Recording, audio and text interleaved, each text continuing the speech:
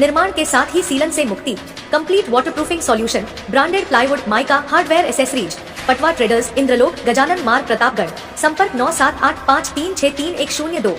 प्रदेश के मुख्यमंत्री भजनलाल शर्मा राजस्थान को हरित प्रदेश बनाने के लिए जहां 10 करोड़ पौधे लगाने की बात कर रहे हैं, वहीं प्रतापगढ़ में विभागीय अधिकारियों की मिलीभगत से हरे पेड़ों की बलि दी जा रही है। ताजा मामला धमोतर गांव का है, जहां दबंगों ने रात के अंधेरे में 3 दर्जन पेड़ों को काट दिया। सूचना पर बड़ी संख्या में ग्रामीण मौके पर पहुंचे और आक्रोश जताते हुए कार्रवाई की मांग की।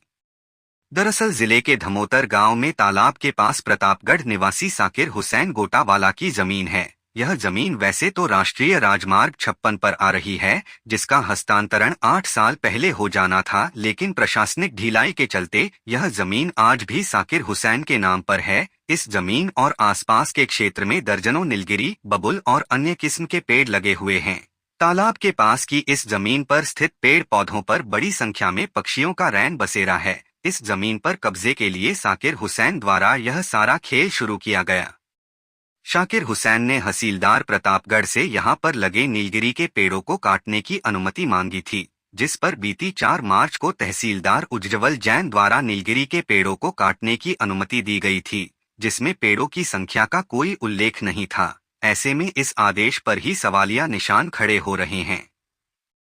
प्रतापगढ़ तहसीलदार उज्जवल जैन द्वारा जारी आदेश में साकिर हुसैन को 7 दिन के अंदर आवश्यक रूप से पेड़ों की कटाई करने के लिए पाबंद किया गया था और एक वृक्ष काटने के स्थान पर 10 पेड़ लगाए जाने के निर्देश और उनकी देखभाल के निर्देश थे। आदेश में बताया गया था कि किसी प्रकार की हानि इस दौरान नहीं होनी चाहिए, लेकिन समय अवधि बीत जाने के बाद भी यहां पेड़ों की कटाई लगातार जारी है।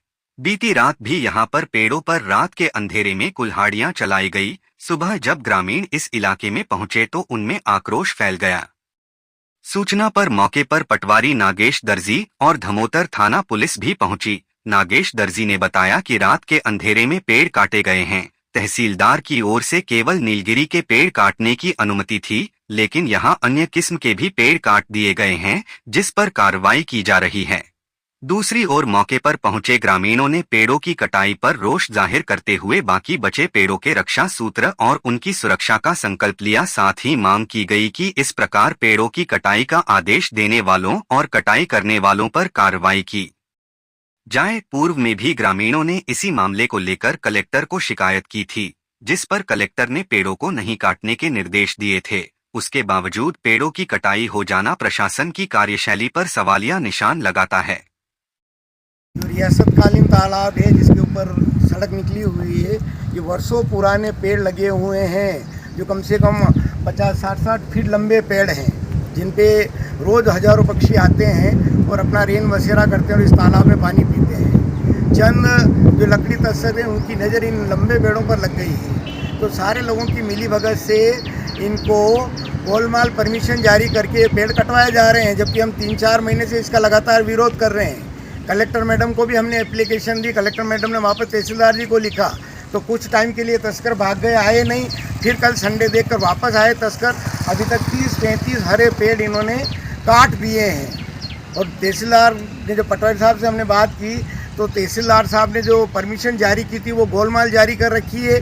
उसमें न तो पेड़ों की संख्या लिख रखी है, कितने पेड़ काटने, किस लिए काटने, और उन्होंने परमिशन भी दी तो वो रोड की जो ज़मीन है, हमारे तालाब के पाल की ज़मीन है, परमिशन दूसरे आरजी की दूसरी जगह की है और पेड़ यहाँ रोड पर काटे जा रहे हैं। ये इससे सारे गांववासी इसलिए आक्रोशित हैं और गुस्सा है इन्हों में। और इन्होंने आज अभी एक रिपोर्ट लिखी है जो थाने में देने जा रहे हैं हम सब जने, कि ये जो तस्कर हैं जिन्होंने पेड़ काटे हैं, ये एक पेड़ की बजाय 10 पेड़ यहाँ लगाएंगे ट्री गार्ड सहित, और उससे शपथ पत्र लेंगे। ये कितने साल तक उसकी देखभाल करेंगे, जितने पेड़ बड़े नहीं हो जाते हैं केवल लगा के भागेंगे नहीं। और मुख्यमंत्री जी का तो अभी परसों दिन आया था कि अगले साल हम 10 करोड़ पेड़ लगाने का एक टारगेट ले रहे हैं, और हम जो वर्षों पुराने जो पेड़ हैं उनको नहीं बचा पा रहे हैं, तो पर्यावरण कैसे बचेगा। फिर कह रहे हम बरसात कम हो रही है, वो हो रहा है, ऑक्सीजन नहीं मिल रही है। तो इसके लिए हम हर पंचायत में एक पर्यावरण मित्र बचाओ ऐसा एक संगठन बनाएंगे, जिसे हर पंचायत में गांव वाले मिल कर के और इसमें एक बीट कांस्टेबल, एक पटवारी और इनकी एक जिम्मेदारी तय करेंगे और मुख्यमंत्री जी को लिखेंगे कि इन पेड़ों की गणना कराई जाए कि कौन पेड़ कितने पुराने सालों से खड़े हैं, और उन पेड़ों में से एक भी यदि पेड़ कटेगा तो उसमें ग्राम पंचायत सचिव, पटवारी साहब और जो बीट कांस्टेबल होगा उनकी जिम्मेदारी तय की जाएगी।